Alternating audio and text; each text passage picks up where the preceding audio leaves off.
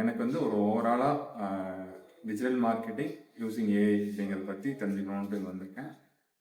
எனக்கு வந்து basic idea இருந்துச்சு, எப்படி ஏஐ எப்படி ஒர்க் பண்ணுது, மார்க்கெட்டிங் இன் ஜென்ரல் கொஞ்சம் ஐடியா இருக்குது. பட் ஓவராலாக ஒரு ஹோலிஸ்டிக் ஐடியா எப்படி வந்து ஒரு ஐடியேஷன்லேருந்து மார்க்கெட்டிங் எப்படி பிளான் பண்ணணும், அதில் எப்படி ஸ்டார்டிங்கில் ஏர்லி ஸ்டேஜில் எப்படி ஏஐ யூஸ் பண்ணலாம், திரும்ப வந்து ஐடியேஷன் இருந்துச்சுன்னா என்ன ஆடியன்ஸில் எப்படி என்ன மாதிரி ஆடியன்ஸ் பார்க்கணும், ஸோ அந்த மாதிரி எல்லாம் அந்த மாதிரி விஷயத்துக்கு எல்லாமே எப்படி ஏஐ ஓட ஹெல்ப்பை யூஸ் பண்ணலாம், அந்த மாதிரி ப்ளஸ் ஏஐயில் என்னென்னலாம் டூல்ஸ் அண்ட் டெக்னாலஜிஸ் இருக்குது, ஸோ அதை வந்து எப்படி right from poster creation, so அந்த மாதிரி வந்து ஒரு எண்ட் டு எண்ட் ஃப்ளோக்கு வந்து எப்படி யூஸ் பண்ணலாம் அப்படிங்கிறது வந்து ஒரு ஓவராலாக என்னால் கனெக்ட் பண்ண முடியாது.